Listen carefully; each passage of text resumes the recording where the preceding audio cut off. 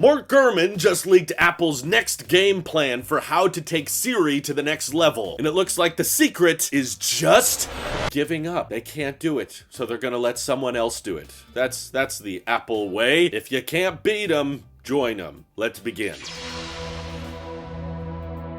So this is kind of a pretty recent report, but it sounds like Apple is not really getting very far with the new personalized Siri that was not ready for Dub this year, which is why we got Liquid Glass. It's all about distraction. But most of the reports were saying Apple was hoping for a true giant Apple Intelligence rewrite to launch next year in 2026 with iOS 27.